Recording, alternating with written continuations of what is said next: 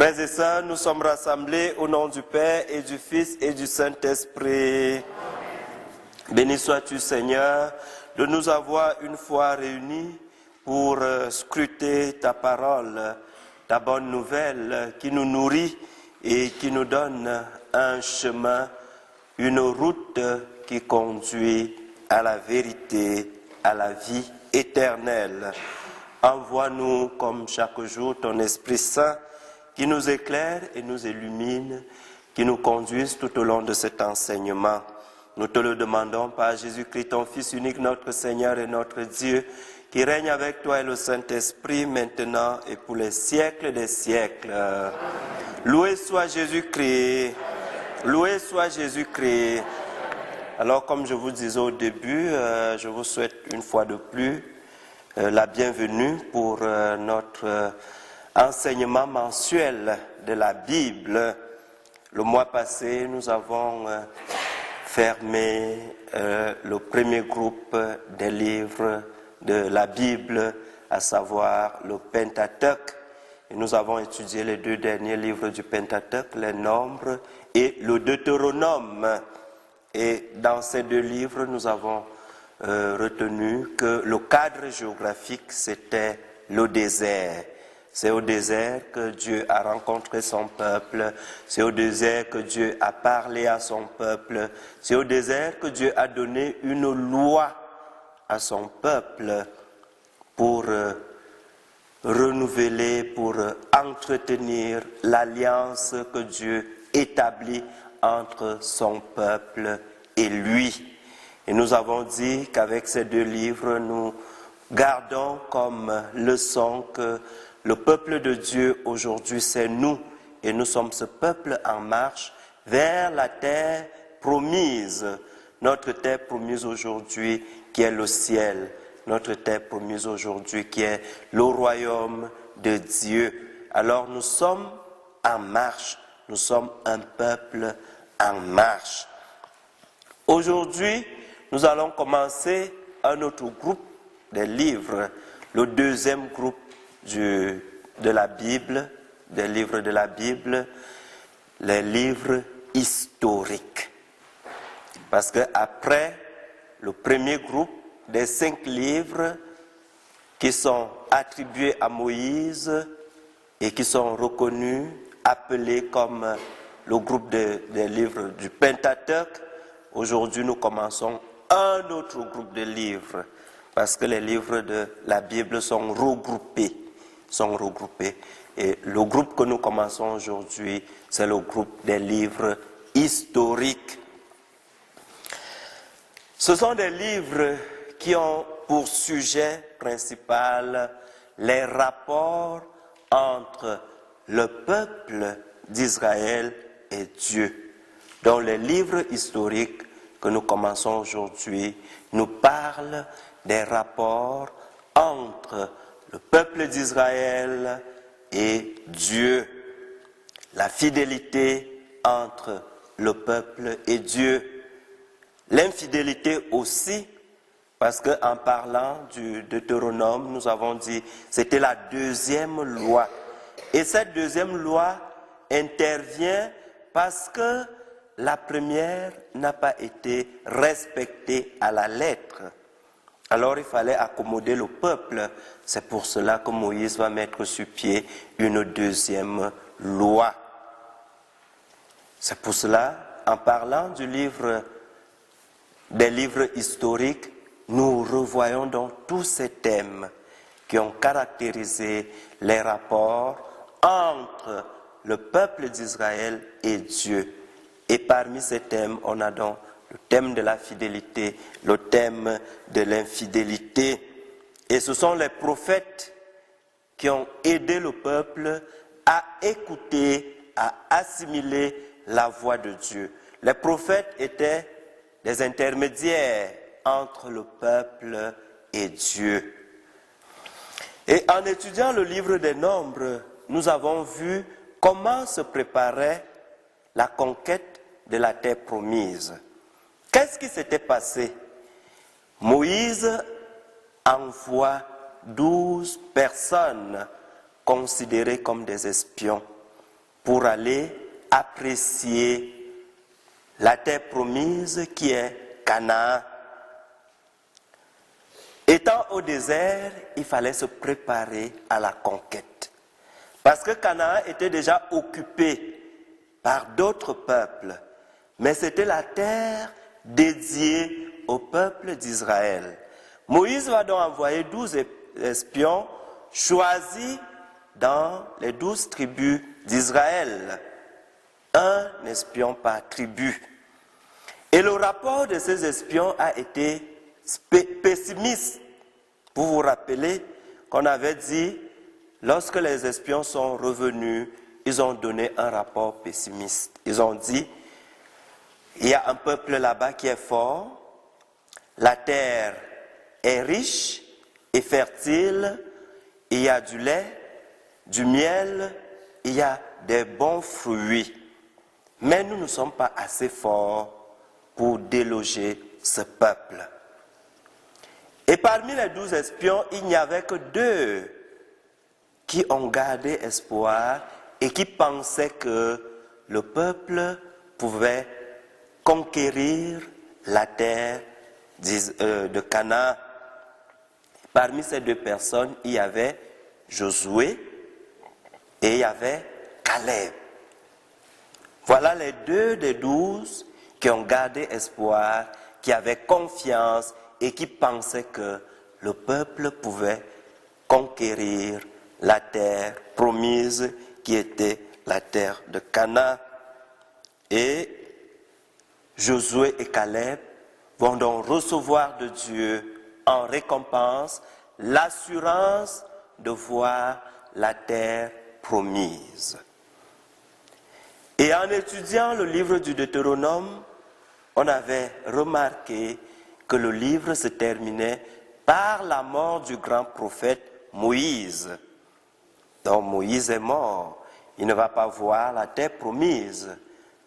Mais il fallait quelqu'un pour continuer l'aventure commencée par Moïse. Et cette personne a été Josué. C'est lui qui a été choisi pour conduire le peuple jusqu'à la terre promise. Vu qu'il était déjà disposé à la confiance, il était déjà disposé à la disponibilité, il était zélé, il était vaillant, il était brave. Et il a été choisi pour être le remplaçant de Moïse. Et c'est lui qui va donc conduire le peuple du désert jusqu'à la terre promise. Est-ce que ça se comprend? C'est clair? C'est pour cela qu'en commençant donc les livres historiques, nous allons commencer par le livre de Josué. Parce que le livre de Josué est considéré comme la continuité du Pentateuque. C'est la continuité parce que lorsqu'on voit l'évolution des livres du Pentateuque, on voit la Genèse où Dieu crée tout. On voit maintenant l'Exode, comment le peuple d'Israël va sortir d'Égypte pour la terre promise en passant par le désert. Et avec le livre des Nombres et du Deutéronome, nous voyons le peuple qui est en train de travailler, de prier, de rencontrer Dieu au désert. Et maintenant, du désert à la terre promise, le livre de Josué va nous expliquer ce qui s'était passé réellement et comment s'est effectuée cette traversée du désert vers la terre promise. Alors c'est le livre de Josué qu'on va donc étudier aujourd'hui. Alors commençons par nous poser la question, au juste, qui est même Josué? Avant d'étudier son livre ou le livre qui lui a été attribué, qui est Josué? Étymologiquement, le mot ou le nom Josué vient de l'hébreu Yehoshua ou Yeshua, qui devient Jesus. Oui, vous voyez l'évolution. Yehoshua, Yeshua, Jesus. Donc Josué vient de l'hébreu. Et Jesus, c'est Jésus. Et Jésus signifie Dieu sauve. Vous voyez comment l'étymologie nous donne plus de lumière sur le mot, la signification du nom de Josué. Donc, ceux qui portent le nom de Josué, il y a Josué, il y a Josué aussi. Vous comprenez maintenant d'où vient l'origine, la signification du nom Josué. Tu le savais? Non? Toi non plus, hein? Un peu? Oui, un peu. Maintenant, vous le savez déjà, ça veut dire que vous avez une mission. Les Josué, les Jésus. Josué est le fils de Nun. Nun qui appartient à la tribu d'Éphraïm. Parce que lorsqu'on a étudié les 12 tribus, il y avait Éphraïm, la tribu d'Éphraïm. Josué est donc le fils de Nun qui appartient à la tribu d'Éphraïm. Ce nom représente donc tout un programme de vie. Tout un programme de vie. En fait, le nom nous donne une mission. C'est pour cela que je vais vous inviter aujourd'hui, non seulement à chercher l'origine de vos noms, mais aussi à connaître la signification. Parce que le nom nous donne tout un programme de vie. C'est un projet de vie. Nos noms sont des projets de vie. Et nos noms peuvent nous donner une mission. Si je porte tel nom, qu'est-ce que ça signifie et quelle est la mission que ce nom me donne? C'est pour cela que je vais vous inviter aussi à ne pas vous amuser avec des noms, à bien les écrire, à bien les prononcer, à les respecter. Parce que lorsque le nom se déforme ou bien une lettre saute, ça change de signification, ça change de sens et par conséquent, ça change aussi de mission. Donc, il faut respecter les noms et chercher à connaître vos noms qui constituent une mission. Josué est donc l'assistant de Moïse parce que pendant que Moïse montait sur la montagne pour aller prier, pour aller rencontrer Dieu, c'est Josué qui restait avec le peuple. C'est Josué qui encadrait le peuple.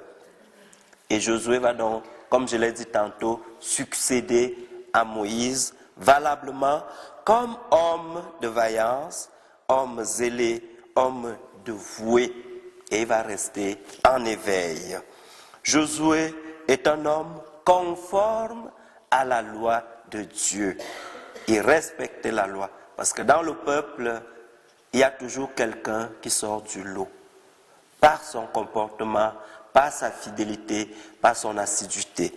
Et Josué est donc celui-là qui va rester à l'écoute de la parole de Dieu, qui va pratiquer cette parole de Dieu, qui va rester fidèle non seulement à Moïse. Rappelez-vous qu'à un moment donné, le peuple s'est révolté même contre Moïse, en lui disant, « Pourquoi nous as-tu amenés au désert? Est-ce que c'était pour nous tuer? Mieux en restant en Égypte. Pourquoi tu nous as amenés ici? » Mais Josué, lui, n'était pas parmi les gens qui se sont révoltés contre Moïse. Il est resté fidèle au prophète. Il a suivi Moïse jusqu'à la fin. Et l'autorité de Josué vient bien évidemment de Dieu. Parce que lorsqu'on reste fidèle à Dieu, Dieu aussi reste fidèle à nous. Si nous sommes infidèles, c'est notre infidélité qui va nous éloigner de Dieu. Mais lorsque nous restons fidèles à la parole de Dieu, fidèles à la loi de Dieu, fidèles à l'écoute de ce que Dieu nous demande et nous dit, lui aussi, il reste fidèle à nous et se rapproche toujours de nous. Josué est donc considéré par les pères de l'Église, nos aînés dans l'Église, comme la préfiguration de Jésus. Comme on vient de comprendre que Josué signifie Jésus et veut dire Dieu sauve, ce Josué va donc être considéré comme la préfiguration de Jésus. Maintenant, en étudiant le livre de Josué, nous allons regarder la structure. Quelle est la structure du livre?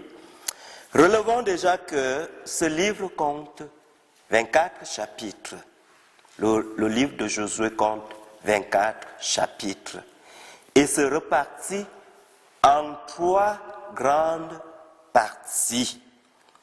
La première partie du livre de Josué va du chapitre 1 au chapitre 12.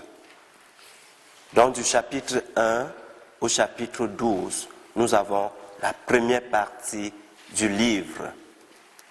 Et dans cette première partie, il s'agit de quoi? Il s'agit de la conquête. Parce que toute cette partie nous relate la conquête de la terre promise. Comment le peuple d'Israël a réussi à conquérir la terre promise. Oui. Dans le temps, là, ça se situe combien d'années avant la naissance du Christ? Combien d'années avant la naissance du Christ? Je ne peux pas vraiment vous préciser parce que à cette époque, il n'y avait pas de calendrier, il n'y avait pas, on repérait les dates par saison. Et on donnait l'âge aussi aux personnes en fonction des saisons. On va dire par exemple, depuis que cet enfant est né, il a déjà passé tant nombre d'hivers. Et c'est en fonction du nombre d'hivers qu'on pouvait attribuer l'âge à un enfant par rapport au nombre d'étés, au nombre de... Et avec le temps, les choses ont évolué. Et quand on commençait l'enseignement sur la Bible, je vous avais dit, la Bible n'est pas considérée comme un livre historique qui donne les dates, les années. Tout ce que la Bible nous donne peut être considéré dans le sens symbolique. Le sens symbolique, c'est pour cela qu'il faut bien comprendre quelle est la signification, quel est le message que lorsqu'on dit, par exemple, 14 000 ou 1000 ou 100, à quoi ça renvoie? Tel chiffre, tel nombre, à quoi ça renvoie? Donc, ne prenez pas les chiffres à la lettre ou les nombres à la lettre tels qu'ils nous sont présentés parce qu'ils symbolisent quelque chose. Parce que chez les Juifs, quand on disait 1, on voyait l'unité, on voyait l'union, on voyait... Quand on disait 1000, on voyait l'abondance, la multitude. Donc ce n'est pas l'exactitude, mais ça nous renvoie à. Ça nous renvoie à. Mais on peut toujours pousser les études pour voir ce que les exégètes disent par rapport aux périodes et aux époques des livres bibliques. Parce que ce sont les exégètes qui sont spécialisés à étudier en profondeur la Bible, qui peuvent nous situer. Et ils nous situent, c'est relatif, relativement. On va dire, par exemple, moins 800 ans avant Jésus-Christ.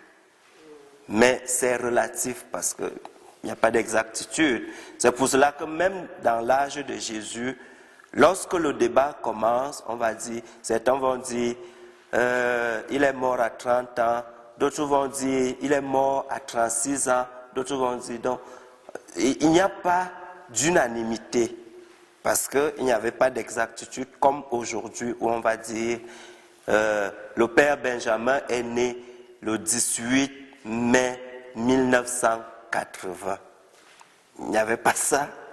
Et maintenant, si on parle de 2017, c'est à partir de Jésus. Maintenant, tout ce qui vient avant Jésus, c'est moins, on va dire, avant Jésus-Christ. Donc, si vous voyez une date, ou bien vous voyez un nombre, un chiffre avec un moins devant, c'est pour dire, c'est la période qui vient avant Jésus-Christ. Ça répond à votre question? D'accord. Est-ce qu'il y a une autre question? Sinon, pour continuer? D'accord. Alors, la première partie du livre de Josué nous parle de la conquête de la terre promise qui est Canaan. Et ici, Dieu va inspirer courage et force à Josué, ainsi qu'au peuple d'Israël pour conquérir Canaan. Ce que nous devons comprendre dans cette partie, c'est que il y a une chose qui est la conquête, il y a une autre chose qui est la victoire. Autrement dit, on peut parler du combat et de la victoire. Est-ce que tous les combats mènent à la victoire? Non, hein? Hein? Tous les combats ne mènent pas à la victoire. Oui. Il y a toujours une victoire dans un combat. Oui, il y a toujours une victoire dans un combat, mais le problème c'est que la victoire ici est considérée comme la cible visée. Lorsqu'on dit « je combats pour ne plus fumer », par exemple, je prends un exemple, mon combat c'est d'arrêter de fumer. Alors, à l'horizon, il y a deux victoires. Soit le désir d'arrêter de fumer va prendre le dessus sur le désir de continuer à fumer, soit le désir de continuer à fumer va prendre le dessus sur le désir de ne plus fumer. Ça fait deux victoires. Parce que le désir de fumer combat le désir d'arrêter de fumer. Soit c'est le désir d'arrêter de fumer qui gagne, soit c'est le désir d'arrêter de continuer à fumer qui gagne. Donc, quand vous dites que tous les combats mènent à une victoire, je suis d'accord, mais la vraie victoire, c'est la cible. Dans mon combat, qu'est-ce que je vise? Et c'est ce que je vise quand je l'obtiens qui est considéré comme une victoire. Ça se comprend? Voilà. C'est pour cela que je dis, tous les combats ne mènent pas à la victoire. Victoire comprise comme cible finale. Qu'est-ce que je cible? Qu'est-ce que je vise? Et le combat du peuple d'Israël ici consistait à obtenir la terre promise. Soit les Israélites gagnaient et ils obtenaient la terre promise qui était Canaan, ce qui a été le cas, soit les Cananéens prenaient le dessus sur les Israélites et eux, ils obtenaient la victoire de conserver leur terre. Mais la victoire dont il s'agit ici est celle de gagner la terre promise. Ça se comprend? Question? Tu es un peu convaincu? J'ai très D'accord. C'est beau? Question?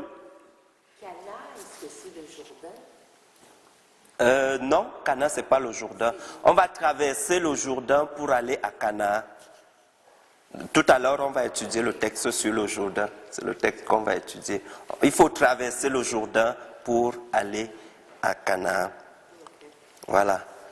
Et tous les combats ne conduisent donc pas à la victoire. Nous sommes d'accord? Et rappelez-vous de la lettre de Saint Paul apôtre aux Corinthiens, sa première lettre aux Corinthiens, au chapitre 9, verset 24, lorsqu'il dit les chrétiens sont appelés à combattre. Ils sont appelés à s'imposer une discipline. La discipline des athlètes pour gagner une couronne.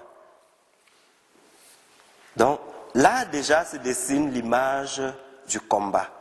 Parce que même dans la discipline, il faut un esprit combattant. Lorsqu'on vit le jeûne, pendant le carême, c'est tout un combat qu'on mène. On prend des interdits, on décide de ne pas manger ci, de ne pas faire ci, de ne pas faire ça. Et surtout d'être fidèle à Dieu, d'être fidèle à la prière.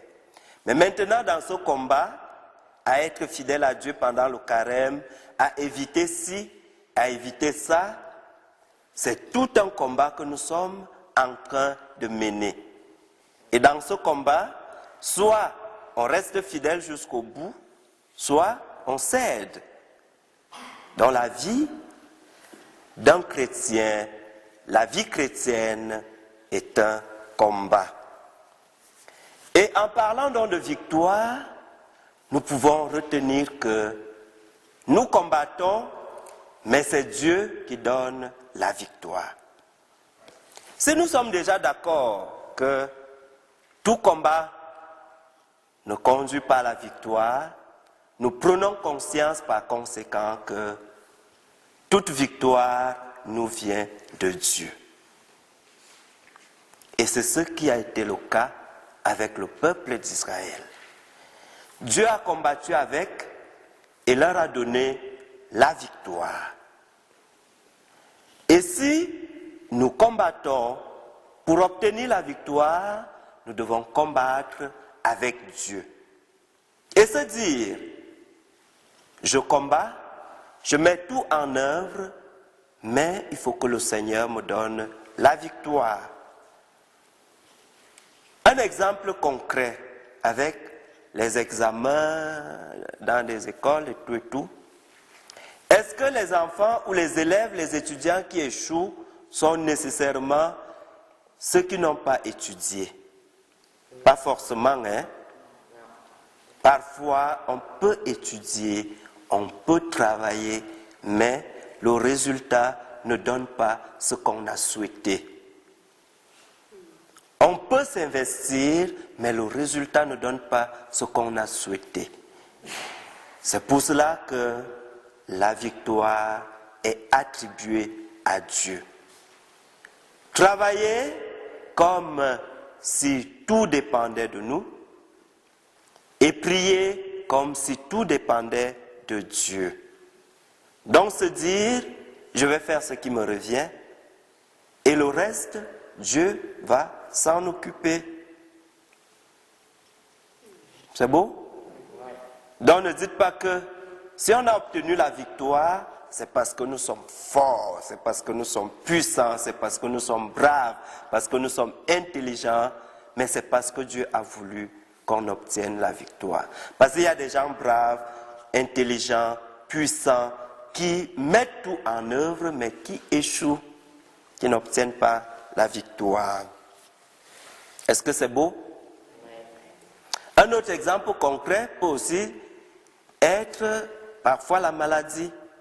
Lorsqu'on est malade, on combat la maladie. On se bat pour retrouver la guérison. Mais il y a des gens qui investissent beaucoup d'argent pour la santé, mais qui ne l'obtiennent pas. Qui ne l'obtiennent pas. Parfois, on ne reste pas malade parce qu'on manque de moyens, mais parce que ce n'est pas les moyens, nos moyens qui donnent la santé, la guérison. C'est Dieu qui guérit, c'est Dieu qui donne la santé. Alors, si Dieu donne la victoire, il a besoin de notre contribution. Et la contribution du peuple d'Israël ici a été ce travail d'ensemble, ce travail d'équipe, cette organisation. Le peuple s'est organisé, le peuple s'est préparé pour aller combattre. Et si on s'organise, si on prend les moyens nécessaires qui s'imposent, on peut être sûr que Dieu va nous donner la victoire. Et face à ce peuple, les Cananéens sont déconcertés. Ils sont divisés. Au lieu de s'organiser, ils vont passer le temps à se quereller. Parce qu'ils ont un peuple qu'ils doivent combattre. Alors, ils n'ont qu'à mettre sur pied des stratégies, à s'organiser, mais ils passent le temps à se combattre, à se quereller, encore entre eux.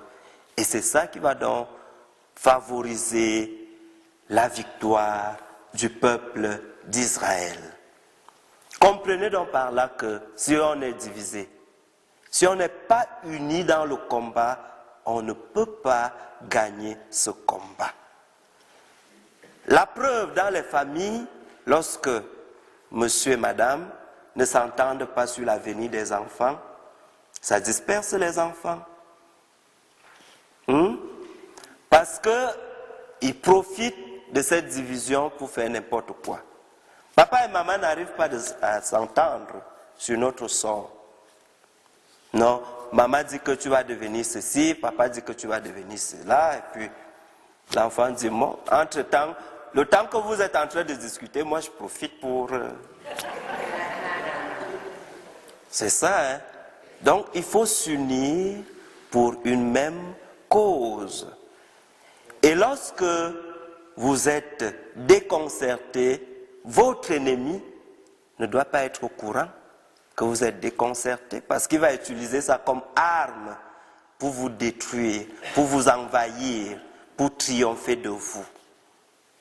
Ça se comprend? Alors, les Israélites vont donc conquérir ville après ville, tandis que les Cananéens, ils discutent, ils vont donc obtenir la victoire. Est-ce qu'il y a une question concernant cette première partie? La conquête, est-ce que c'est beau? La deuxième partie va du chapitre 13 au chapitre 21. Chapitre 13 au chapitre 21. Et dans cette partie, il s'agit essentiellement du partage et de la répartition de la terre au nombre des tribus. Vous savez que le peuple d'Israël est constitué de 12 tribus. Maintenant que nous avons acquis notre territoire, il faut maintenant le repartir. Et dans cette répartition interviennent les questions de l'équité, les questions de la justice, les questions de la bonté, parce que lorsqu'on décide de repartir, de partager ce qu'on a ensemble reçu ou conquis, il faut l'équité, la justice. Le pays de Cana, ça correspond à où aujourd'hui? C'est une bonne question. Ah, ok. Mais c'est un pays du Proche-Orient. Proche-Orient dont oui, Liban, Syrie, Iran. Oui, effectivement. Parce que l'Égypte, c'est toute cette partie du Proche-Orient qui a été divisée, parce que avec l'histoire, beaucoup de choses vont encore se passer et on va découvrir que les divisions vont surgir et les noms vont changer. Les noms vont changer. Donc c'est cette partie du Proche-Orient, Iran, Liban, la Cisjordanie, ainsi de suite, qui c'est beau. Et en tout cas, c'est là-bas que s'est déroulée toute l'histoire du salut. Autre question? C'est beau? Alors la répartition, la question de l'équité, la question de l'égalité, la question de la justice. Lorsqu'on a obtenu une victoire ensemble, comment est-ce qu'on s'organise après cette victoire? Est-ce qu'on cherche à tromper les autres? Est-ce qu'on cherche à se tailler la part du lion? Est-ce qu'on cherche à abuser de la confiance des autres?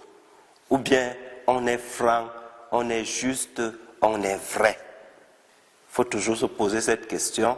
Parfois on s'entend pour obtenir une chose, mais lorsqu'on l'obtient, on se divise parce qu'on ne s'entend plus sur le partage. C'est ce qui arrive souvent. Donc il faut s'entendre du début à la fin. Il faut s'entendre du début à la fin. C'est beau? Voilà, la deuxième partie. La troisième partie maintenant est considérée comme des conclusions du livre, part du chapitre 22 au chapitre 24. Et cette partie s'ouvre par quelques versets qui constatent que toute la terre promise est conquise. En cette partie, nous présente la terre promise comme déjà conquise. Et elle est devenue la propriété, bien évidemment, du peuple d'Israël. Et dans cette partie aussi, on nous reparle de la vie de Josué et de ses derniers jours. Mission accomplie, on laisse la place à l'autre. Le personnage sort du film. Lorsque la mission a été accomplie, le personnage sort du film. Ça, c'est donc la dernière partie du livre qui nous présente la terre promise, conquise, et qui nous parle de Josué dans ces derniers moments. Est-ce qu'il y a une question? C'est beau? Alors, quels sont les thèmes, ou le thème central, le thème général qu'on rencontre dans le livre de Josué? Évidemment, en parcourant, comme on l'a déjà parcouru, en disant tout ce qu'on a déjà dit, on constate que le thème général, le thème principal, c'est la terre promise, c'est la conquête, c'est le repos. Parce que lorsqu'on a une terre, lorsqu'on a un territoire, on peut avoir le cœur tranquille. Et dans cette conquête, il y a un élément qui revient, qui est l'élément de la fidélité à la loi.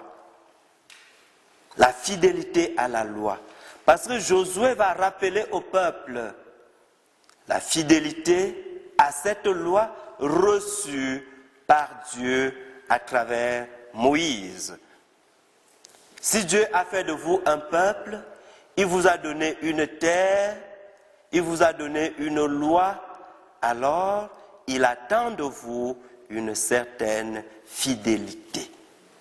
Restez fidèle à la loi, restez fidèle au commandement, restez fidèle à la parole de Dieu.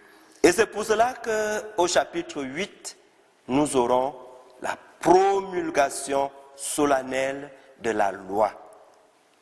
Au chapitre 8 du livre de Josué, on a la promulgation de la loi. À partir, vous pouvez voir ça dans le verset 32 à 35. Chapitre 8, verset 32 à 35, on a la promulgation de la loi.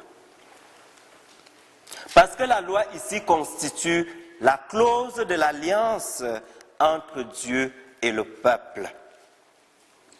Clause de l'alliance entre Dieu et son peuple. Et il ne suffit pas d'avoir une loi, mais respecter cette loi. C'est beau? Et en lisant le livre de Josué, on remarque tout de suite que c'est une série de récits. Ce sont des récits qui se suivent. Donc c'est un ensemble de récits. On peut donc dire que dans le livre de Josué, ce sont les récits qui constituent le genre littéraire dominant. Les récits dans ce livre constituent le genre littéraire dominant. Parce qu'on a une série de récits. On va vous relater la conquête, on va vous relater la répartition, on va vous relater la question de la loi, on va vous relater la fin des jours de Josué, ainsi de suite, ainsi de suite. Donc, ce sont des récits.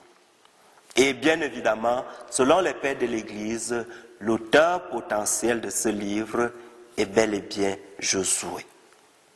Parce que c'est lui qui a vécu tout ça, et c'est lui qui a été considéré comme la personne la mieux placée pour nous relater ce qui s'est passé avec le peuple du désert à la terre promise. C'est beau? Question? Oui? Je trouve que c'est drôle, pareil, dans l'Ancien Testament. Moi, c'est ça, je ne fouillais pas dedans parce que, dans le fond, la loi de Jésus, c'est l'amour. Puis, dans le fond, les Juifs, ils ont mis dehors quand même les Cananéens. Fait que c'était pas très correct, là. Oui. Je veux dire, mettons que quelqu'un arriverait chez nous, on mettrait dehors parce qu'il a décidé que c'était le bon Dieu qui avait fait ça. Je trouve ça quand même drôle, là. Tu sais, ces passages-là, moi, je me dis, aïe, c'est quoi ce bon Dieu-là? C'est ça, hein? Quelque part, là, tu sais. Non, non, c'est une très bonne remarque parce qu'on peut se demander, mais si Dieu est amour, s'il aime tout le monde, comment se fait-il qu'il va chasser un peuple pour l'autre? Oui, c'est ça, ça devient un peu embarrassant, mais... On comprend pourquoi c'est toujours en guerre dans ces pays-là. Oui, c'est ça. Ça n'a jamais arrêté. Ça n'a jamais arrêté. Non, c'est ça, tu sais, je trouve que... Oui, c'est vrai, c'est une très bonne question. Mais on va se poser la question autrement. Pourquoi le peuple d'Israël va là? Parce qu'on dit généralement, la nature a horreur du vide. La nature a horreur du vide. Et si vous vous rappelez de l'histoire d'Abraham, qu'est-ce que Dieu avait dit à Abraham?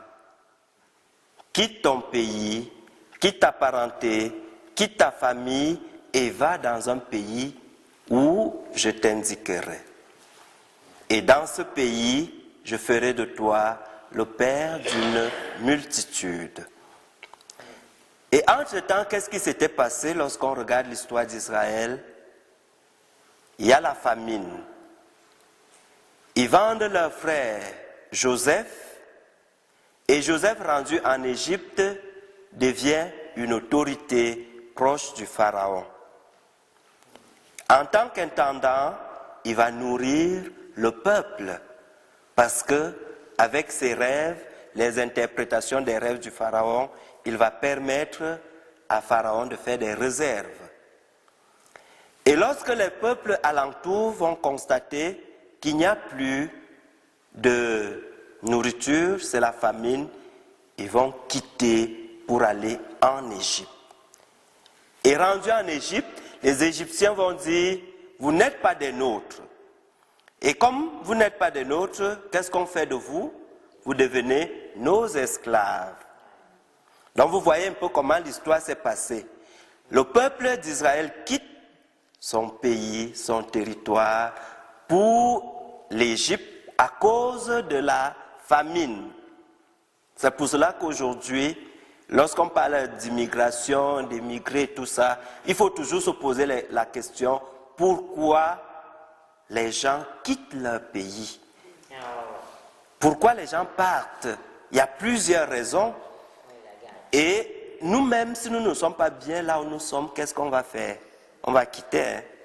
La preuve en est que ici au Québec, il y a des saisons de déménagement. Des saisons de déménagement. Et pourquoi on déménage? Parce qu'on ne trouve plus son compte là où on est. On n'a plus la joie. On cherche quelque chose d'autre. On cherche une autre valeur qui nous manque. C'est pour cela qu'on va déménager. Et il y a donc plusieurs façons de justifier l'immigration. Il y a l'immigration choisie, comme certains disaient, c'est-à-dire l'immigration où on dit, on envoie le père Benjamin au Canada pour exercer une mission. Ça veut dire la raison de son immigration, c'est quoi? C'est la mission. Marie Reine des Cœurs a besoin de prêtres. Alors, on envoie. Ça, c'est l'immigration choisie. Maintenant, l'immigration qui s'impose à nous, c'est que on n'a pas de quoi manger. Et pourtant, il y a la nourriture au Canada, alors. Pourquoi ne pas chercher la route qui conduit au Canada? On n'a pas de l'eau. Il y a des lacs au Canada, il y a de l'eau au Canada, alors... il n'y a pas de travail. Il y a la guerre. Ça, c'est l'instinct de survie qui arrive à que nous possédons tous l'instinct de survie. Si quelqu'un entre maintenant avec un fusil, le premier réflexe, c'est de faire quoi? C'est de fuir, de quitter, parce qu'on veut continuer à vivre. On va encore manger le pâté chinois. Donc, il faut fuir. Il faut se dérober. Alors, quand le peuple quitte la terre et se rend en Égypte, la terre reste vide. Et lorsque la terre reste vide, les autres vont l'occuper. C'est ça qu'on dit, la nature a horreur du vide. Et maintenant, Dieu dit, je ne vous ai pas créé pour être esclaves. Rentrez chez vous. Donc, au fond, le peuple est en train de rentrer chez lui. Parce que le peuple est parti de là pour l'esclavage en Égypte. En tout cas, ils sont devenus esclaves après. Ils sont partis pour les questions de famine, parce qu'ils cherchaient la nourriture. Et lorsqu'ils trouvent qu'il y a un des nôtres ici qui est Joseph, alors Joseph va leur dire, rentrez chercher votre père, vos frères, vos femmes, venez, on va vivre ici, parce qu'il fait bon vivre ici.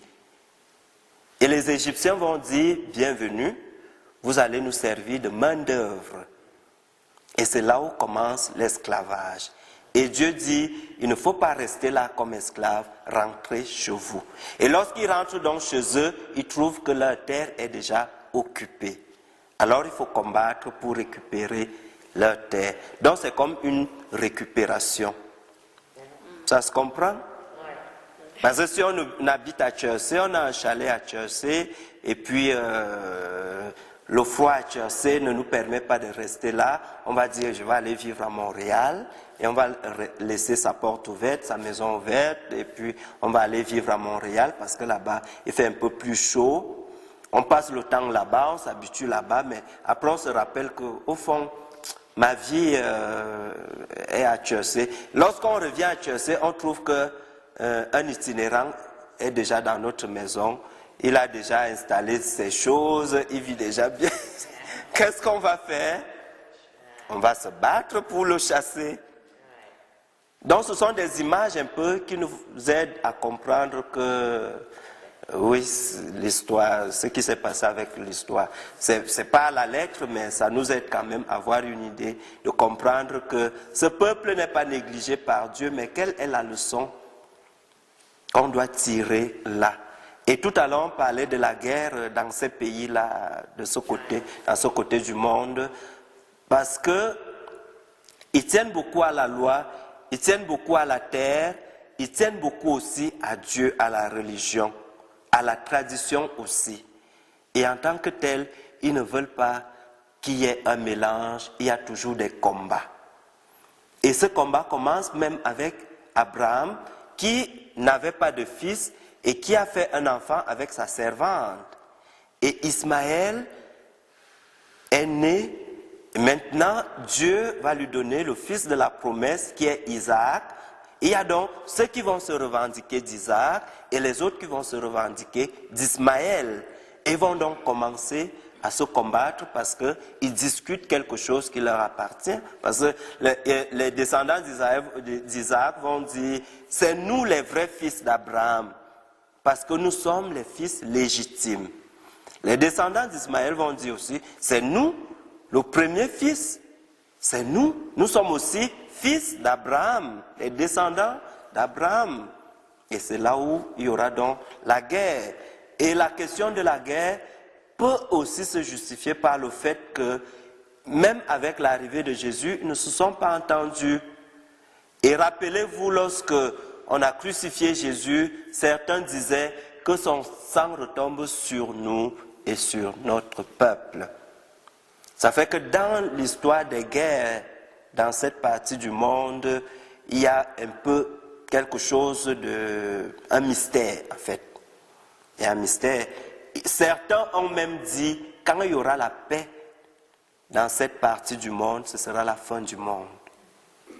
Quand la paix va revenir, ce sera la fin du monde, mais il ne faut pas croire aux choses à la lettre, mais ce sont des hypothèses que les gens avancent. Est-ce que ça répond à votre question? Dieu voulait aussi faire, je pense, un grand mélange, parce qu'il y a beaucoup d'oraterie, il y a beaucoup de sacrifices humains. On va dire, faire du voyage à conquérir ce pays-là. Oui, c'est ça. C'est aussi une question de ménage, comme il dit, purifier. Et c'est ce que Dieu a toujours voulu faire avec le peuple. Lorsque le peuple s'égarait, il voulait toujours les ramener le peuple pour dire, il faut vous purifier, il faut rester fidèle, il faut faire ci, il faut faire ça. Donc c'est un peu dans ce sens-là qu'on peut aussi voir cette logique du livre de Josué. C'est beau? C'est correct maintenant. Donc Dieu est bon pour tout le monde. Celui qui se tourne vers Dieu, celui qui est fidèle à Dieu, va récolter les fruits. Et celui qui n'est pas fidèle va aussi récolter les fruits de l'infidélité. C'est bon? Autre question? Oui? Qu'est-ce qui est dur à comprendre, c'est qu'avec Abraham, toute sa suite, c'est le plan de rachat de Dieu, si on veut, là, que le peuple juif était le peuple élu, le peuple choisi de Dieu. Mais pourquoi que lorsque Dieu a envoyé son fils Jésus, pourquoi que le peuple juif l'a rejeté? C'est une chose que j'ai de la misère à comprendre, ça. Ok, c'est une bonne question aussi. Lorsque les Juifs sont rentrés de l'esclavage, ils ont été à nouveau, parce qu'ils ont connu d'autres épreuves, le peuple juif a connu beaucoup d'épreuves. Les Juifs ont été colonisés par les Romains. C'est pour cela que vous allez voir à la crucifixion de Jésus, les autorités sont romaines. Le peuple juif sera colonisé par les Romains. Alors les promesses de Dieu, c'était, je vais vous envoyer un libérateur, un Messie. Et c'est dans cette situation de colonisation que le peuple juif va donc développer cette envie d'avoir un Messie. Mais l'idée du Messie qu'avait le peuple juif, c'était un Messie qui vient comme un guerrier, qui vient chasser les Romains, qui vient combattre pour faire partie les Romains. La vision du peuple juif et la vision de Dieu ne correspondaient pas. Lorsque Dieu parle de libération, il voit d'abord la libération intérieure, la libération dans la vie, la libération dans nos attitudes, dans nos façons de faire. Et s'ensuit maintenant la libération physique. Et l'idée du Messie pour le peuple juif, c'était un Messie guerrier. Alors ils ne pouvaient pas comprendre et accepter que le Messie soit né dans une étable, parmi les animaux, qui soit né discrètement. Ils ne pouvaient pas. Ils n'ont pas accepté ça. C'est pour cela qu'ils ont refusé. Ils l'ont rejeté. Parce qu'ils attendaient un Messie qui venait comme un roi avec des escortes, avec des missiles pour chasser le peuple oppresseur. Donc, les choses ne coïncident pas au niveau de la question de l'idée du Messie que se faisait le peuple juif. Ils vont donc renier Jésus parce que jusqu'aujourd'hui, ils continuent à attendre le Messie.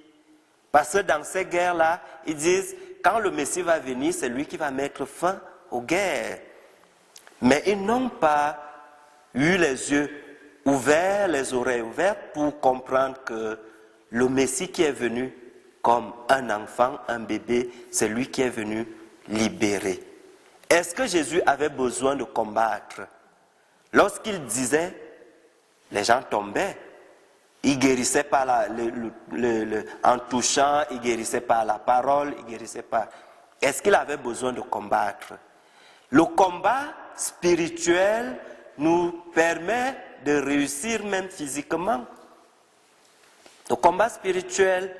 Et si vous avez déjà expérimenté la puissance de la prière, le pouvoir de la prière, lorsque vous avez en face de vous un ennemi qui veut même mettre les mains sur vous, si vous dites Jésus, et vous voyez que cet ennemi n'est plus très engagé à vous donner un coup de poing, est-ce que c'est parce que vous lui avez donné un coup de poing en premier?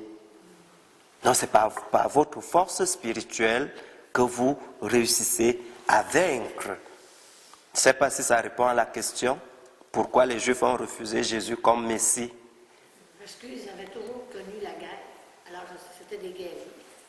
Oui, vu que l'histoire nous montre que c'est un peuple qui était appelé à combattre pour vivre. Ils ont connu la famine, ils sont partis en Égypte. Il fallait maintenant qu'ils partent de l'Égypte pour la terre promise. C'était toujours un combat à mener parce qu'à un moment, Pharaon ne voulait plus qu'ils partent. Donc il fallait qu'ils combattent. Maintenant, pour entrer en possession de la terre promise, il fallait qu'ils combattent. Ça fait que toute leur vie, disons, a été comme une vie de personnes qui ont toujours combattu. Fait qu'il faut combattre. Et partout, les Juifs arrivent, ils s'imposent, et puis ça marche toujours, finalement. Donc, ils ont développé cette mentalité de guerre. C'est pour cela qu'ils n'ont pas peur de la guerre. Ils n'ont pas peur de la guerre, les roquettes tombent, les missiles tombent, tu les vois courir même avec des pierres, les policiers viennent avec, les militaires, gendarmes viennent avec des fusils, et ils ont des pierres. Ils n'ont plus peur de la guerre parce qu'ils ont développé cette mentalité de guerre. Et lorsque l'enfant naît, on le forme déjà à ça. On lui dit, tu dois combattre, tu dois. Oui, Madame José? Pourtant, les Juifs connaissaient la parole de Dieu, puis ils l'ont quand même rejeté. C'est spécial, pareil. Oui, c'est ça. Reconnu malgré leur connaissance. Effectivement. Et c'est pour cela que même déjà au désert, Moïse avait des problèmes avec ce peuple. Dieu l'a appelé le peuple à la nuque raide. Parce qu'au fond, qu'est-ce qui s'est passé? C'est qu'il s'attachait à la loi au point de tourner même le dos à Dieu. Et c'est pour cela que Jésus vient pour recentrer les choses en disant, ce n'est plus une question de la loi pour la loi, mais à quoi la loi nous conduit-elle? Donc ils connaissaient l'écriture, ils connaissaient les prophètes, ils connaissent même encore, les Juifs connaissent. Et le Dieu que les Juifs nous présentent, c'est le vrai Dieu. C'est le Dieu d'Abraham, le Dieu d'Isaac, le même Dieu que Jésus est venu nous annoncer. Mais ils reconnaissent Dieu, mais ne reconnaissent pas son Fils Jésus-Christ. Et Jésus disait, si je fais des miracles, si je pose des signes, c'est pour que vous ayez la foi. Et pourquoi vous ne voulez pas avoir la foi? Donc c'est un peuple qui est pris dans sa loi, pris dans ses habitudes, pris dans sa façon de voir, pris dans sa situation. Mais Jésus, lui, vient avec une autre façon de faire.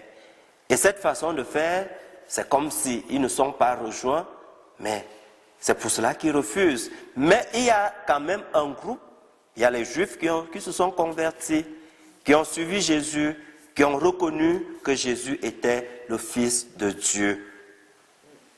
Ça répond? Parce qu'un peuple qui connaît l'Écriture, qui connaît Dieu, qui connaît, mais qui ne connaît pas le prophète, le grand prophète, et le combat existait aussi entre même les autres prophètes, tous les autres prophètes que Dieu a envoyés, Isaïe, Jérémie, consort, Ézéchiel, Daniel, tous ces prophètes ont été aussi persécutés.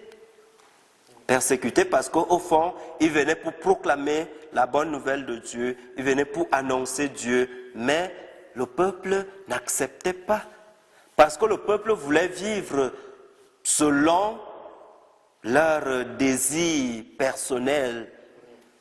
C'est pour cela que la loi a été comme humanisée. Parce que ça fait notre affaire. La loi de Dieu est une loi qui nous amène à un salut et à une rigueur de vie. Et c'est cette rigueur que parfois le peuple refusait. C'est beau? Au fond, c'est une histoire de toutes les époques. Eux, c'était la guerre. Nous, aujourd'hui, on connaît la parole, mais le matérialisme est là. Il y en a beaucoup de choses qui nous aveuglent, hein, qui nous font perdre le fil, comme eux autres, dans le fond. Oui, c'est effectivement ça. C'est pour cela que je dis souvent, pour s'attacher à Jésus, il faut se détacher. Parce que chaque époque a ses réalités, chaque époque a ses découvertes, chaque époque a ses chefs. Et pris dans ça, il y a des choses qui nous éloignent de Dieu. Il y a des choses qui nous détournent de Dieu. Et qui nous éloignent même les uns les autres. Qui nous éloignent les uns les autres. Même aujourd'hui, effectivement, on peut se poser la même question. On connaît Jésus, on connaît Dieu, on connaît sa parole. Mais pourquoi les gens n'adhèrent pas? Pourquoi les gens n'adhèrent pas? Parce qu'ils sont pris dans une réalité qui les détourne de Dieu. C'est pour cela que il ne faut pas vous laisser détourner. Il ne faut pas vous laisser détourner, tournez-vous plutôt. C'est beau? Alors on va rapidement parcourir le passage du Jourdain au chapitre 3. Donc vous ouvrez vos Bibles, chapitre 3, à partir du verset 14.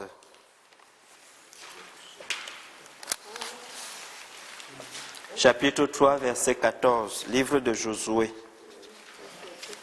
Quand vous cherchez le 3 comme gros chiffre et vous cherchez le petit nombre 14,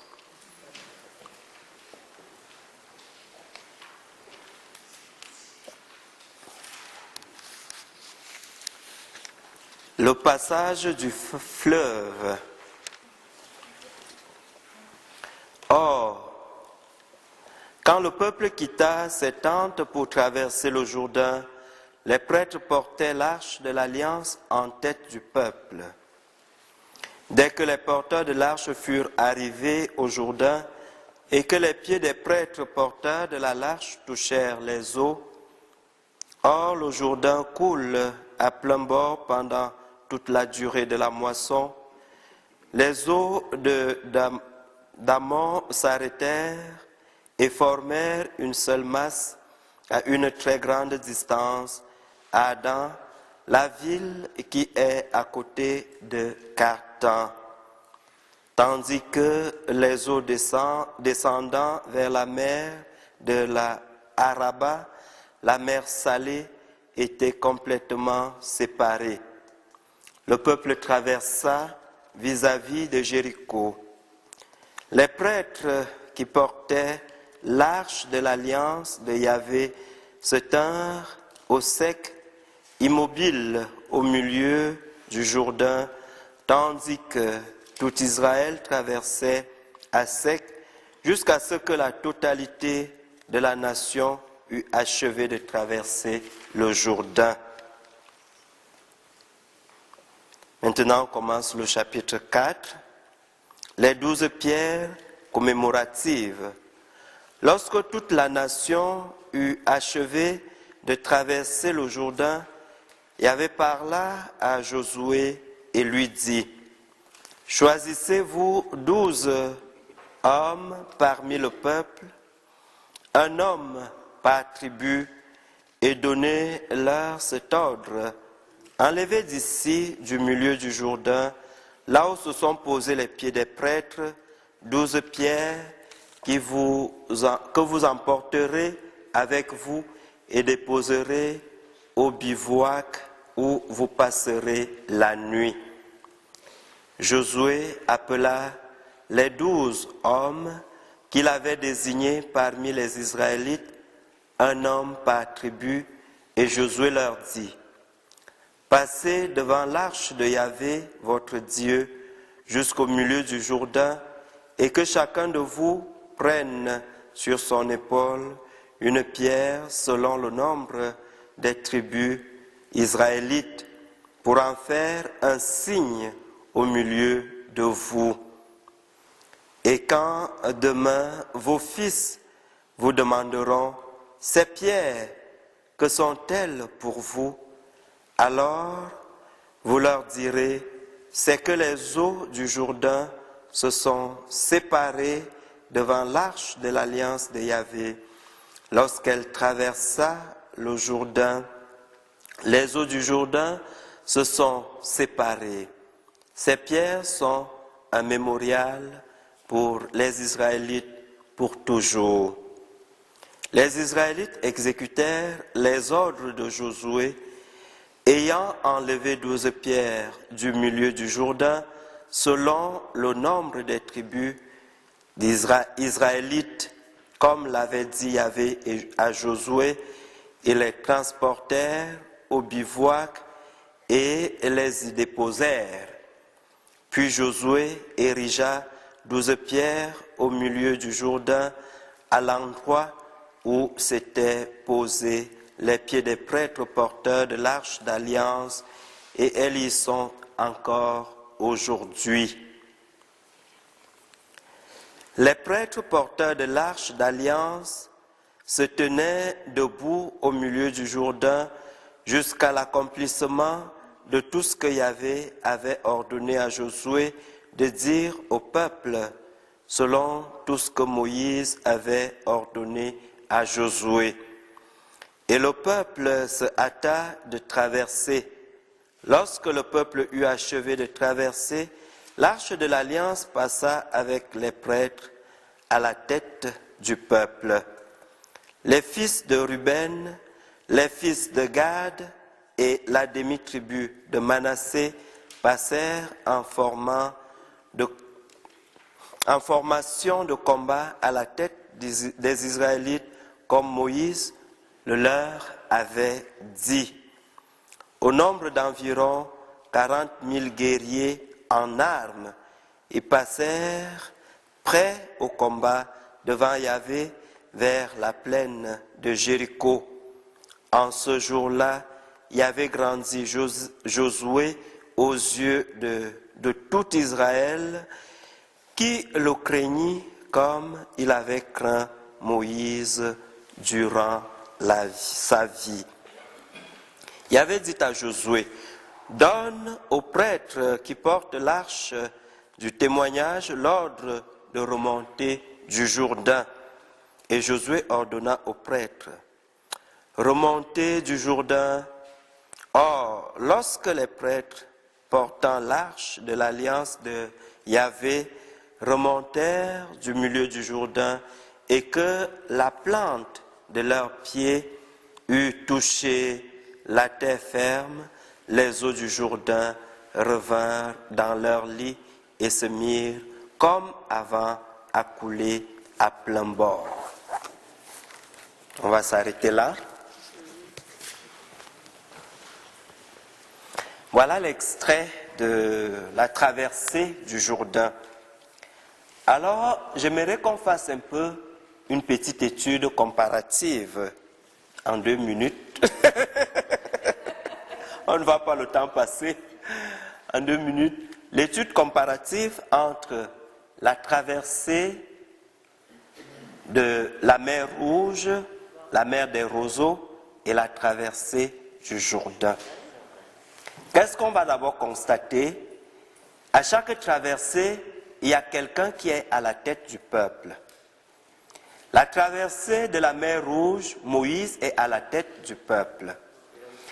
La traversée du Jourdain, c'est Josué qui est à la tête du peuple. Alors, la traversée de la mer Rouge, c'est la libération de l'esclavage.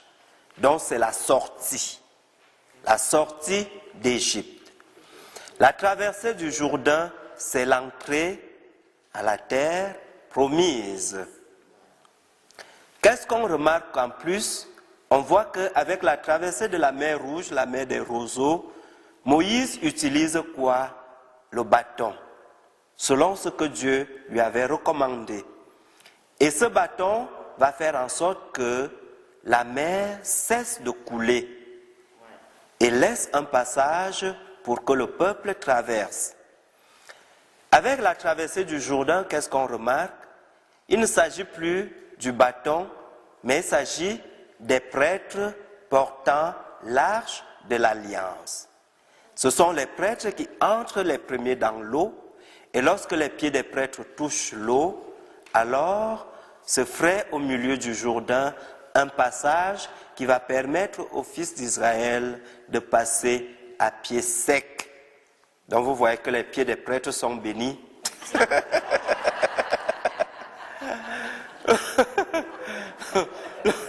Le jeudi saint de l'année prochaine, c'est vous qui allez laver les pieds des prêtres et les baiser.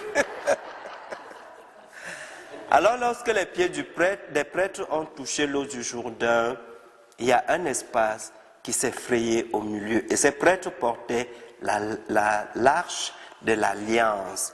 Les prêtres sont donc les porteurs de la loi nouvelle que Dieu vient nous donner aujourd'hui. Et de part et d'autre, on voit que le peuple traverse à pied sec. Mais la traversée du Jourdain, les seules personnes qui ont les pieds mouillés, ce sont des prêtres. Et le reste du peuple va traverser à pied sec. Alors la traversée du Jourdain a été vue par les pères de l'Église comme une préfiguration du baptême dans le Christ. Parce que avec le baptême, on effectue un passage d'un état à un autre. Et c'est ce qui se passe ici avec le peuple d'Israël. Le peuple d'Israël qui sort de l'Égypte, traverse la mer Rouge, est libéré. Maintenant campe au désert. Pour entrer dans la terre promise, le peuple va traverser le Jourdain. Et c'est cette traversée que nous, chrétiennes, effectuons pour entrer dans la terre promise. Cette terre promise qui est le peuple de Dieu, le peuple chrétien, le royaume de Dieu, le ciel. Le baptême est un chemin qui nous conduit au ciel. Le baptême nous aide donc à effectuer un passage. Alors, ce baptême est rendu possible à travers la personne du prêtre. Et c'est le prêtre qui rend aussi possible tous les sacrements dans l'Église. Si on n'a pas de prêtre, on n'a pas de sacrement. Vous êtes d'accord avec moi? Sauf en cas d'extrême nécessité, comme dit, est-ce que tout le monde peut baptiser? En cas d'extrême nécessité. C'est le prêtre qui rend possible tous les sacrements. Et je pense qu'on peut arrêter là pour aujourd'hui. Merci pour votre attention, merci pour votre patience. Loué soit Jésus-Christ.